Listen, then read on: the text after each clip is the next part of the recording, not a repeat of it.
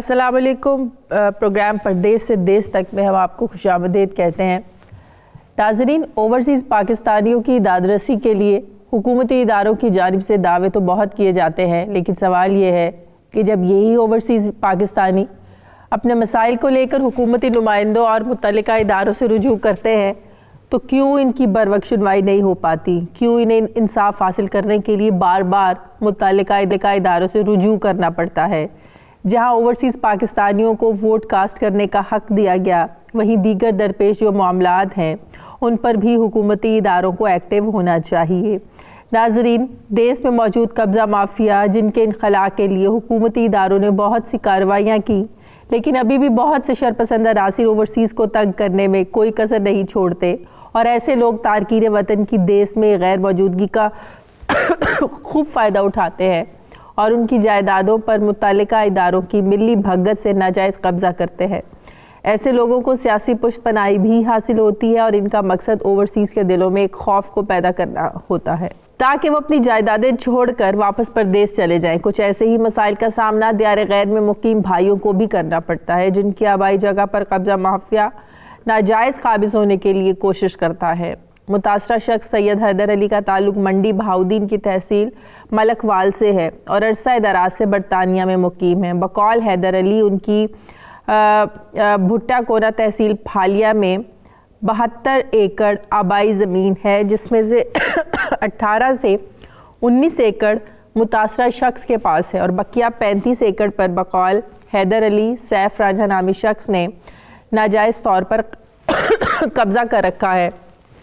मुतासरा शख्स का कहना है कि जब उन्हें इस बात का इल्म हुआ तो उन्होंने 2009 में मुतल्लिका तहसीलदार से रब्ता किया और सारे मामले से उन्हें आगाह किया, जिस पर मुतल्लिका तहसीलदार ने एक कमेटी तश्कील दी ताकि जगह की निशानदेही की जा सके। तमाम तर मामले की तहकीक के बाद कमेटी की रिपोर्ट सैयद हैदर अली के हक़ में आई, लेकिन सैफ रांझा को यह फ़ैसला एक आंख न भाया और उसने रकबे का कब्ज़ा देने से फिर साफ साफ इनकार कर दिया। बाकी की ज़मीन पर अभी भी मुबैना शख्स का कब्ज़ा ही बरकरार है, इसलिए अली हैदर के इंसाफ फराहम करने वाले इदारों से ये अपील है कि उनकी दादरसी की जाए ताकि वो अपनी वरासती जायदाद पर दोबारा से काबिज हो सके। इसी पर हमने आज बात करनी है इस मसले को लेकर। बरतानिया से सैयद हैदर अली भी हमारे साथ हैं, नुमाइंदा फालिया से अब्दुल वाहिद भी हमारे साथ है, असिस्टेंट कमिश्नर फालिया तौकीर इलियास चीमा भी हमारे साथ है, भाई है मुतासरा शख्स के हुसैन शाह, वो भी हमारे साथ है, मुबैना काबिज शख्स सैफ रांझा और माहिर कानून शराजा का भी मेरे साथ स्टूडियोज़ में मौजूद है। फालिया से हमारे नुमाइंदे अब्दुल वाहिद, पहले उनसे बात कर लेते हैं। अब्दुल वाहिद, आपने सारे मामले को देखा है, इनसे बात भी की है, ये सारा मामला है क्या? जी बिल्कुल, आपने वैसे इंटरव्यू में तो सारी बात तो बता दी है, लेकिन जो बंदा अपने मुल्क से बाहर होता है उसके पास इतना लंबा टाइम नहीं होता कि वो पाकिस्तान में आकर केस चलाए या इतना लंबा स्टे कर सके, और इसी बात का फायदा यहाँ के लोग उठाते हैं। ये सादात फैमिली इनकी ये विरासती जमीन है जो कि इनके अबाओ अजदाद से इनके नाम ही चली आ रही है।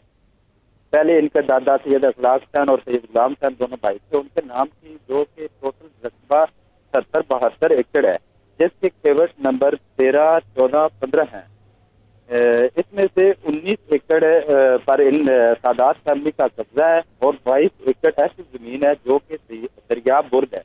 बाकी बचती है 35 एकड़, जिस पर सैफुल्लाह रांझा ने कब्जा किया हुआ है बकौल उनके या उनके पास जो एविडेंस मौजूद है।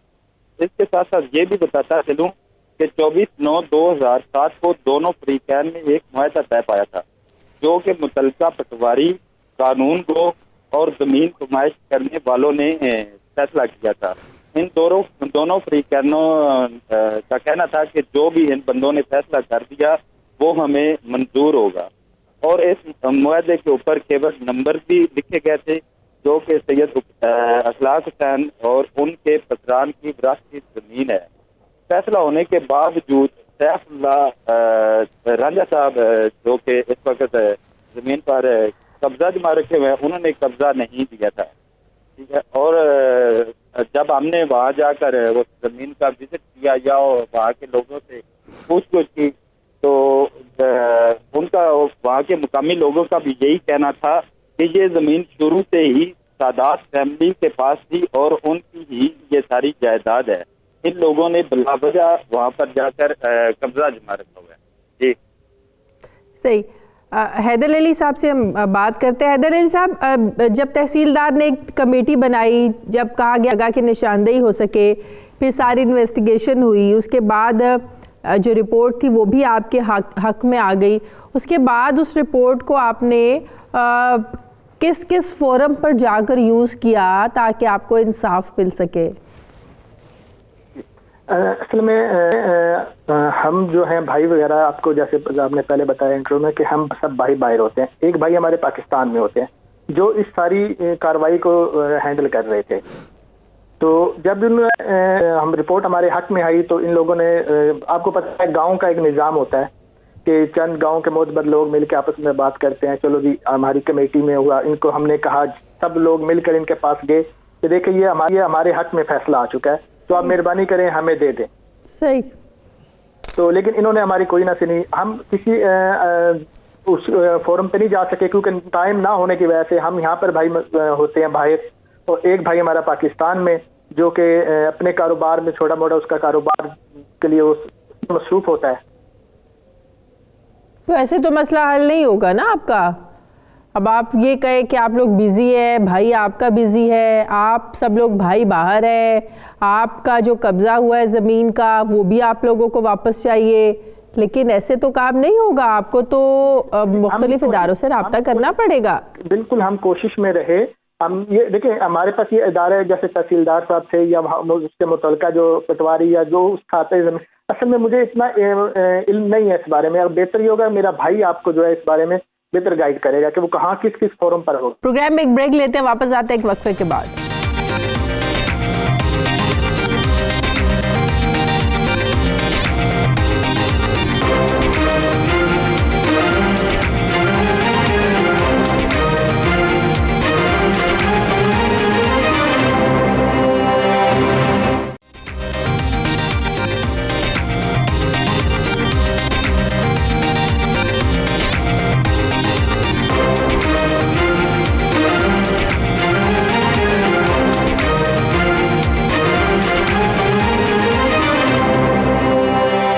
एक बार फिर से खुशामदीद कहते हैं। इंशाह साहब, आप बताइएगा, आप कहाँ गए, किस इदारे से आपने राब्ता किया?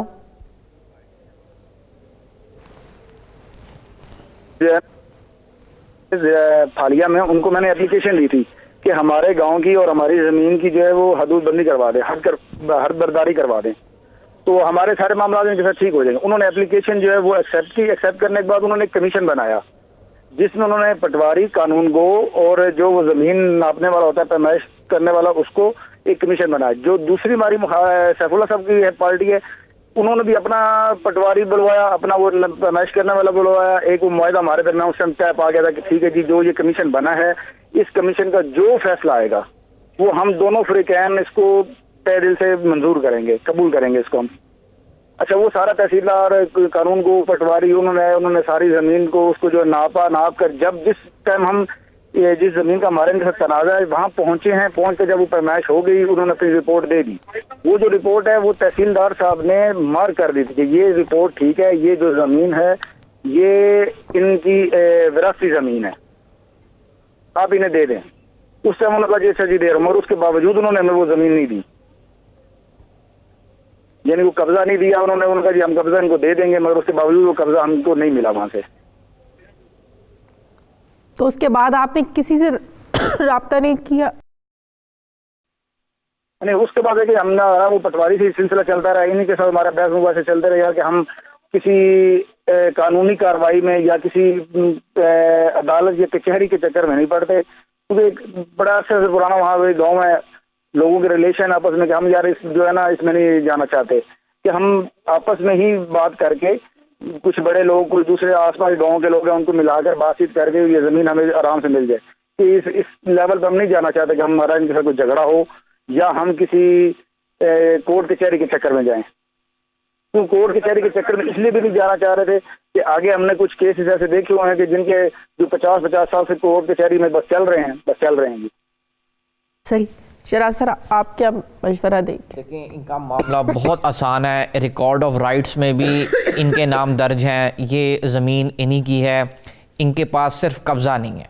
इनको फौरी तौर पर चाहिए कि सिविल कोर्ट में सूट फॉर पोजेशन फाइल करें और क्रिमिनल साइड पे क्रिमिनल ट्रेसपास की एफआईआर दर्ज कराएं इस शख्स के खिलाफ जिसने इनकी ज़मीन पर कब्जा किया हुआ है। सिविल साइड पे सूट फॉर पोजेशन फाइल होगा, टाइटल इनके पास है, रिकॉर्ड ऑफ राइट में इनके नाम दर्ज हैं, तहसीलदार भी माना हुआ है कि इन्हीं का टाइटल है। तो फिर रुकावट किस बात की है? सिविल साइड पे सूट फॉर पोजेशन फाइल होगा और क्रिमिनल साइड पे क्रिमिनल ट्रेसपास की एफआईआर दर्ज होगी। जब कानून खुद ब खुद ऑपरेशन होगा तो वो खुद ब खुद मजबूर हो जाएंगे कि इस ज़मीन को हमने छोड़ देना है। इसी वजह से चूंकि कानून के हवाले से उनके खिलाफ कोई कार्रवाई नहीं हो रही, सिविल कोर्ट में सूट फॉर पोजेशन फाइल होगा। Suit for possession civil court में सूट फॉर पोजेशन फाइल होगा और एसएचओ जो है इस ज़मीन के साथ जो मुंसलिक थाना है, उस एसएचओ के पास क्रिमिनल ट्रेसपास की एफआईआर दर्ज होगी। वहाँ पे एप्लीकेशन फाइल की जाएगी एसएचओ के पास ताकि वो एफआईआर दर्ज करे और उनके खिलाफ इन्वेस्टिगेशन करे, उनको अरेस्ट करे और उनके खिलाफ कार्रवाई करे और मजिस्ट्रेट के सामने चालान सबमिट करे। तो लिहाजा इस तरह जो कानून है वो ऑपरेशन होगा। लेकिन उसके लिए इनको पहले एसएचओ के पास, मुतल्लिका थाने में एसएचओ के पास दरख्वास्त देनी पड़ेगी, जो इनका भाई है उसके ज़रिए से भी दी जा सकती है और जो सिविल कोर्ट में सूट फाइल किया जाएगा वो इनके भाई के ज़रिए से भी फाइल किया जाता है। लेकिन उसके लिए ज़रूरी है कि जो पावर ऑफ अटॉर्नी होगी वो जहाँ पे बरतानिया में जो एम्बेसी है पाकिस्तान की, वहाँ पे जो भी सफारतकार हैं उनकी मोहर के साथ अटेस्टेशन होगी, अटेस्टेड बाय एम्बेसी होगी और वो पावर ऑफ अटॉर्नी ये अपने भाई को देंगे, उसकी तरफ से सूट फाइल किया जाएगा सिविल कोर्ट में, सूट फॉर पोजेशन। इस तरह कानून ऑपरेशन होगा। तीसरा इनके पास ऑप्शन ये है कि पंजाब ओवरसीज पाकिस्तानी कमीशंस में ये दरख्वास्त फाइल कर सकते हैं उस एसएचओ के खिलाफ जो कि इनकी एफआईआर दर्ज नहीं कर रहा और इनको क्रिमिनल ट्रेसपास के हवाले से एफआईआर दर्ज नहीं कर रहा।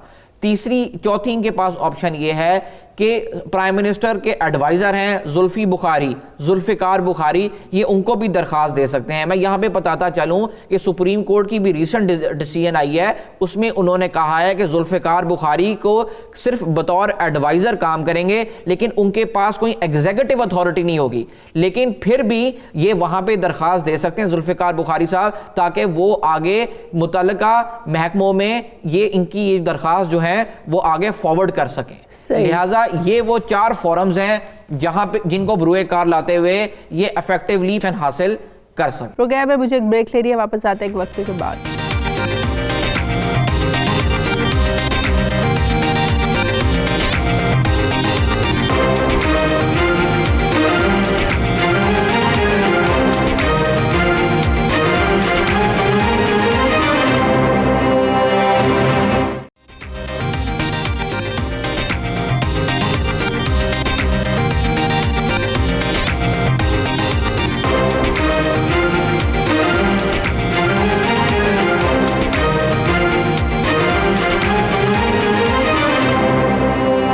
Welcome back. Assistant commissioner Bhalia Tauqeer Ilyas Cheema भी अब आपके शहर का ये वाक़या है ज़मीन पर कब्जे का। सैयद हैदर अली साहब ये खुद तो बरतानिया में होते हैं, इनके भाई जो है हुसैन शाह, कोई इनके मामले को देख नहीं रहा, कोई एफआईआर दर्ज नहीं हो रही। जी अभी हमारे इल्म में आया ये इशू सारा। आपके पहले तो मैं मीडिया का शुक्रिया अदा करूंगा कि आप सोशल प्रॉब्लम को हाईलाइट करते हैं। तो ये मुझे बताया गया कि इनका जो 2009 का एक पेंडिंग इशू चला जा रहा है। तो आजकल आपको पता है कि गवर्नमेंट ऑफ पंजाब के एम्बेड के नीचे हम एंटी इंक्रोचमेंट और कब्जा जिन लोगों का नाजायज किया हुआ है वो एक स्पेशल कैंपेन भी कर रहे हैं। तो शाह साहब का जो इशू है इसको 2009 से पेंडिंग है, लेकिन इंशाल्लाह मैं सारा केस को फ्रेशली हम देख लेते हैं और एक चीज आपको अश्योर कराते हैं कि हमारे प्रोग्राम के जरिए कोई इन्हें टाइम देना, बताए ना कब कहाँ आके आपसे मिले, कैसे आप इनकी हेल्प करेंगे। बिल्कुल जी, my office is open for anyone to come और ये आ सकते हैं। He can visit me on Monday, Tuesday, whatever day he likes और उस पे आके अपना पूरी कंप्लेंट हमें बताएं, उसकी पूरी डिटेल्स हमसे शेयर करें कि किस तरह इनका कब्जा हुआ है। तो वो इंशाल्लाह हम एट द वेरी अर्लीस्ट उसमें लीगल प्रोसीडिंग्स को फॉलो करते हुए। तो ये मसला होना ही नहीं चाहिए। अब इस हुकूमत में तो जो नाजायज कब्जे हैं खुद से लोगों को जो है ना, जायज़ लोगों को उनके हक दिलवाए जा रहे हैं। अब तो आप लोगों के लिए मसला होना ही नहीं चाहिए। जी वैसे भी ये मसला कोई नहीं होना चाहिए, और पहले तो मसले थे ना। हाँ जी, आजकल तो गवर्नमेंट का बड़ा स्पेशल इस पे फोकस है, और हम लोगों ने जो एंटी इंक्रोचमेंट कैंपेन है इसमें मैं आपसे शेयर करना चाहूंगा कि बहुत सारी स्टेट लैंड हमने रिट्रीव करवाई। इसके अलावा जिन लोगों की लैंड पे इलीगल पोजेशन था उसको भी रिट्रीव करवाया। तो शाह साहब का आपके प्रोग्राम के प्रोसेस इंशाल्लाह हम इनको इंश्योर करवाते हैं और एश्योर करवाते हैं कि ये इनका ये अगर खुद नहीं आ सकते सिंपली कोई रेफरेंस भेज दें, कोई बंदा भेज दें। नहीं, डेफिनेटली वो बरतानिया से तो नहीं आ सकते, वो पावर ऑफ अटॉर्नी देंगे अपने भाई को, शहनशाह कोई को। अपना रिप्रेजेंटेटिव भेज दें, बेसिकली तो इशू बता दें और हम इंशाल्लाह देखिए हम प्रोग्राम में फॉलो अप भी लेते हैं स्टोरीज का, जो मसाइल होते हैं, ठीक है ना, हम फॉलो अप लेंगे और तब तक हम ऐसी स्टोरीज का पीछा करते हैं जब तक वो मसला हल नहीं हो जाता, लोगों को उनका जायज हक मिल नहीं जाता। मेरी गुजारिश ये है कि प्रोग्राम में फॉलो अप करना तो बहुत ही अच्छी बात है, लेकिन उसके अलावा भी हमारी एक प्रोफेशनल रिस्पॉन्सिबिलिटी है कि किसी बंदे को उसका राइट दिलवाना। तो इंशाल्लाह ये हैदर साहब आप कुछ पूछना चाहेंगे तौकीर इलियास साहब से? जी सर, मैं सिर्फ ये पूछना चाह रहा हूँ कि ये जो आप हमारी हेल्प करेंगे इसमें हमें कोर्ट के पास जाना पड़ेगा या डायरेक्ट हम आपके पास आ जाए? देखिए आप डायरेक्ट भी जा सकते हैं, उनसे पूछ ले जरा वो।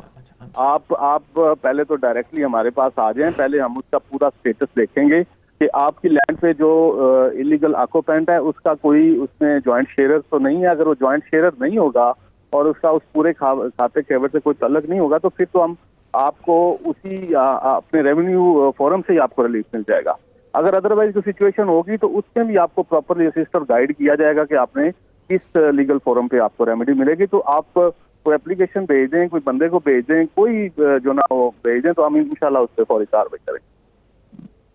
जी आप कुछ मशवरा, ठीक है, बहुत शुक्रिया तौकीर इलियास साहब, आप मशवरा देना चाहते हैं। देखिए आप अगर आपका डायरेक्टली काम हो रहा है तो बहुत अच्छी बात है, लेकिन ये मैंने आपको फोरम्स बताए थे कि जहाँ पे जाके आप इंसाफ के लिए आप दरवाजे खटखटा सकते हैं। 5वां फोरम आपके पास एक और भी है कि आजकल चीफ मिनिस्टर कंप्लेंट सेल बना हुआ है, वहाँ पे ओवरसीज पाकिस्तानीज के लिए एक बाकायदा एक फॉरम अवेलेबल है, वहां पे भी जाके कंप्लेंट लॉन्च की जा सकती है। लेकिन ये वो लीगल रेमेडीज हैं जहां पे इनका बारे में मैंने आपको बताया कि आप इनके अदालत के जरिए से भी आप अपने इंसाफ ले सकते हैं। लेकिन अगर आपको डायरेक्टली कमिश्नर साहब अगर आपको एश्योरेंस दे रहे हैं तो आपको फौरी तौर पर पहले वो रेमेडी अवेल करनी चाहिए। शुक्रिया। जी हैदर साहब कुछ पूछना चाह रहे हैं लीगली, आप कोई सवाल?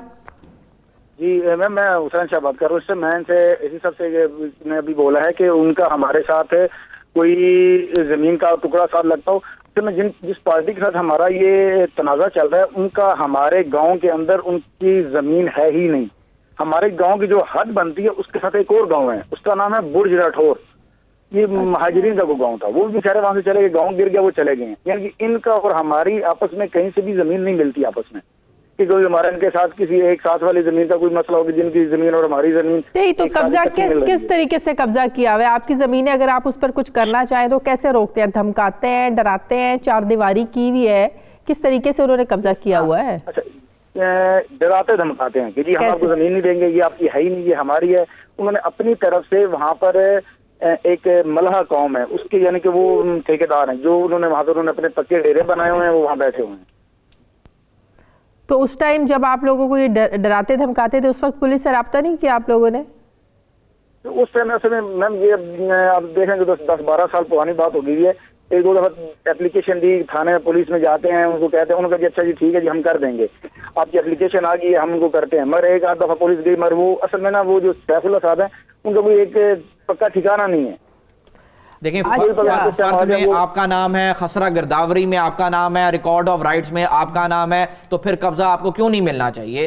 देखें रिकॉर्ड ऑफ राइट्स में यही है ना, फर्द खसरा गिरदावरी, ये वो डॉक्यूमेंट्स हैं जिसके जरिए से पता लगता है कि किसके पास जमीन का टाइटल है। अगर टाइटल आपका है, इन सारे जो डॉक्यूमेंट्स जिनका मैंने नाम लिया है फर्द में, खसरा गिरदावरी में, तो फिर कोई रुकावट नहीं आनी चाहिए जो कि आपको पोजेशन से महरूम करे। लेकिन इवन अदरवाइज आपके पास सूट फॉर पोजेशन जो है एक रेमेडी अवेलेबल है। प्रोग्राम में एक ब्रेक लेते हैं, वापस आते हैं एक वक्फे के बाद।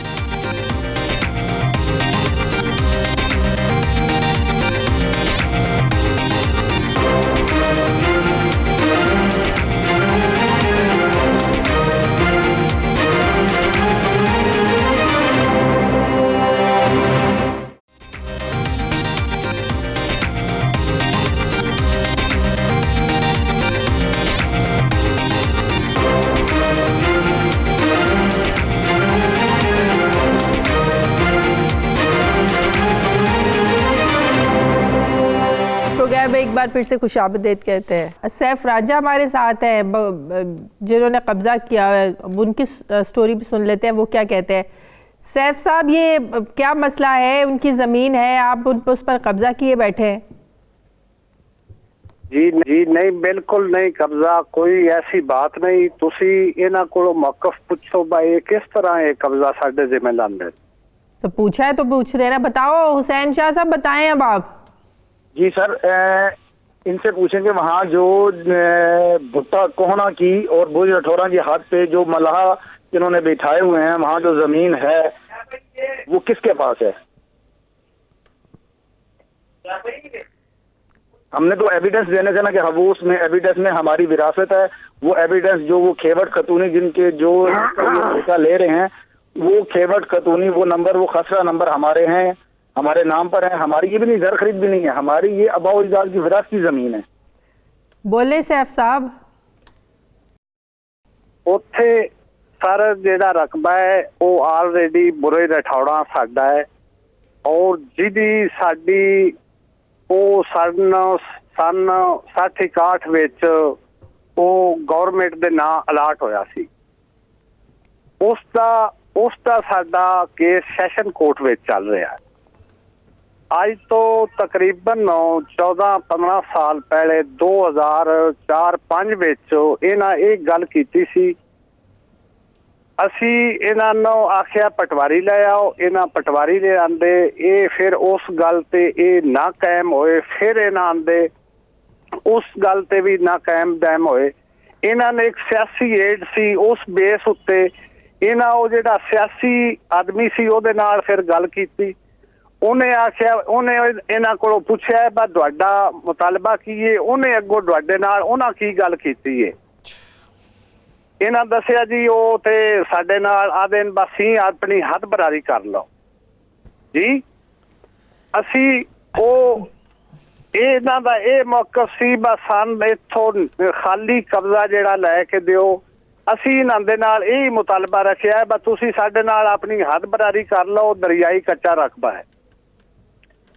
ਉਹਦੇ ਵਿੱਚ ਫਿਰ ਉਹਨੇ ਆਖਿਆ ਬਾ ਮੈਂ ਤੁਹਾਨੂੰ ਜ਼ਮੀਨ ਦਾ ਕਬਜ਼ਾ ਤੇ ਨਹੀਂ ਲੈ ਕੇ ਦੇਣਾ, ਉਹ ਜਿਹੜੀ ਗੱਲ ਤੁਹਾਡੇ ਨਾਲ ਕਰ ਰਿਹਾ ਠੀਕ ਕਰ ਰਿਹਾ, ਤੁਸੀਂ ਜਾ ਕੇ ਆਪਣੀ ਹੱਦ ਬਰਾਰੀ ਕਰ ਲਓ। ਫਿਰ ਇਹਨਾਂ ਸਾਡੇ ਨਾਲ ਹੱਦ ਬਰਾਰੀ ਕੀਤੀ ਏ। ਅੱਜ ਤੋਂ 2004-5 ਦੀ ਗੱਲ ਹੈ ਸਾਰੇ। ਉਸ ਤੋਂ ਬਾਅਦ ਇਹਨਾਂ ਦੇ ਇੱਕ ਵੱਡੇ ਬਜ਼ੁਰਗ ਨੂੰ ਜਿਨ੍ਹਾਂ ਦਾ ਗੁਲਾਮ ਅਬਾਸ ਸ਼ਾਹ ਨਾਂ ਸੀ, ਉਹ ਮੌਕਿਆਂ ਤੇ ਆਣ ਔਰ ਸਾਡੇ ਕੁਝ ਬਜ਼ੁਰਗ ਮੌਕਿਆਂ ਤੇ ਸਨ। फिर उन्होंने मुशावरत नाल विच हद बरारी हो गई, जिस नूं यानी कि बन्ना कहा जाता है, वो पै गया है। फिर हुण इन्हां सियासी बेस उत्ते हुण फिर इन्हां दे कोई इन्हां दे सोर्सेस बने नो ते इन्हां फिर ये दोबारा काम शुरू कर दिता है।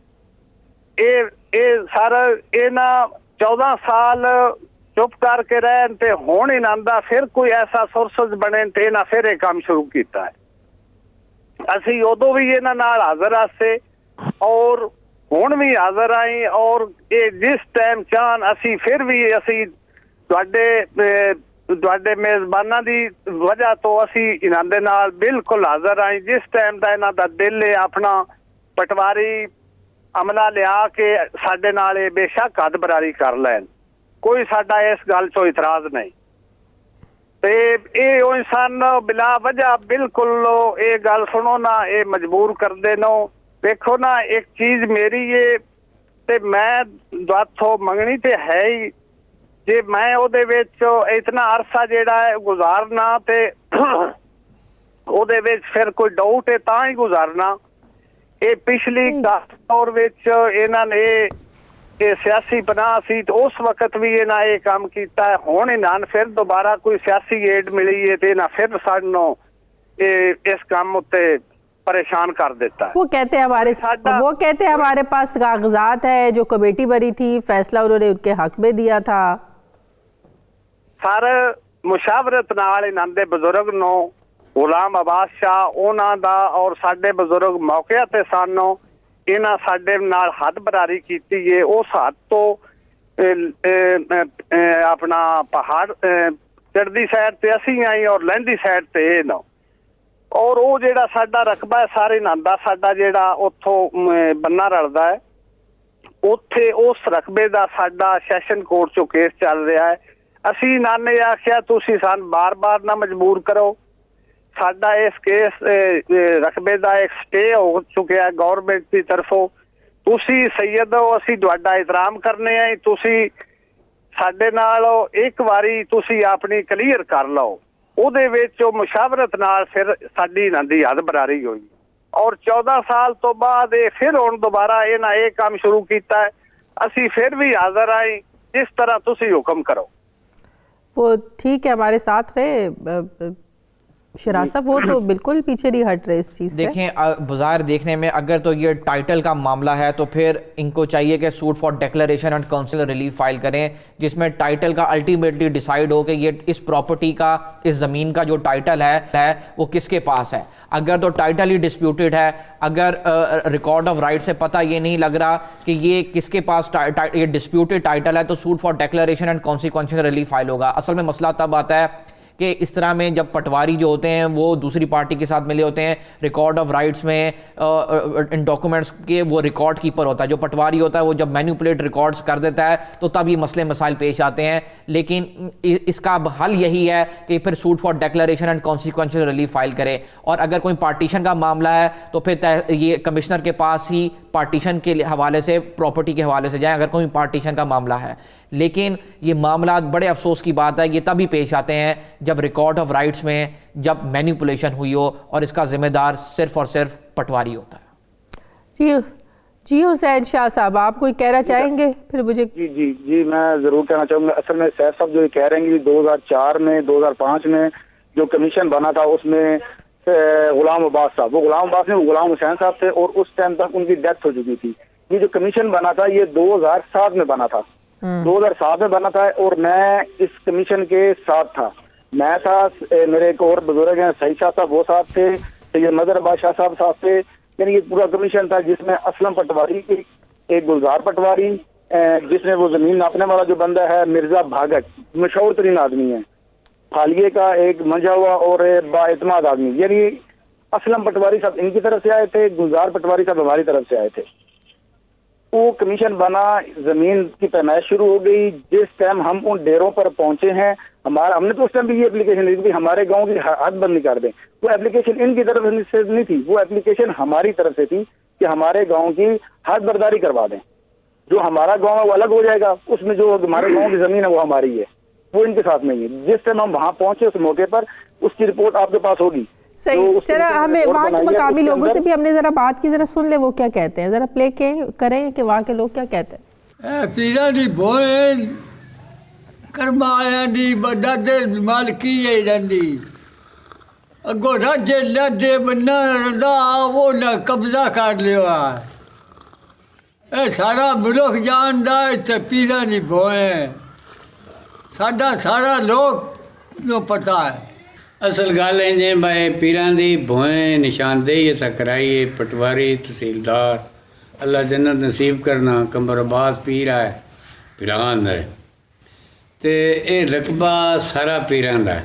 वो ज़वर वरनो सैफुल्ला रांझा जिहड़ा है वो भोएं नहीं दिंदा ते असी मोनो पीर ते असी रल के मेड़ा भी गए, मेहरबानी करो बन्ने ते बन्ना ते रकबा इन्हां दा जिहड़ा छड्ड दिओ।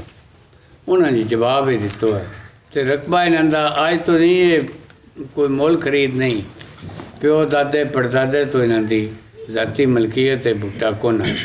ठीक है, हमने सबकी बातें सुन ली। देखिए मैं आखिरी सिर्फ बात कहूँगा कि अगर हमने ट्रांसपेरेंसी चाहते हैं तो हमें इस पटवारी कल्चर से बाहर निकलना होगा। जब तक रिकॉर्ड्स जो हैं वो कंप्यूटराइज्ड नहीं होंगे हम इन्हीं झगड़ों में पड़े रहेंगे और ये डिस्प्यूट्स बार बार आते जाएंगे। पूरी दुनिया में लैंड के हवाले से रिकॉर्ड्स कंप्यूटराइज्ड होते हैं। खुदारा मैं ये जो नई हुकूमत बनी है पंजाब हुकूमत, इनसे मैं गुजारिश करता हूँ कि इस पटवारी कल्चर से निकलें और रिकॉर्ड जो लैंड के हवाले से रिकॉर्ड्स हैं उनको खुदारा कंप्यूटराइज्ड करें। ठीक है, मेरे तमाम मेहमानों का बहुत शुक्रिया। आप हमारा ये प्रोग्राम पाकिस्तान में हर इतवार शाम 5 बजे भी देख सकते हैं। फॉलो अप हम लेते रहेंगे। फिलहाल मुझे इजाज़त दीजिए, अगले हफ्ते हाजिर होंगे एक नई कहानी के साथ। अल्लाह हाफिज़।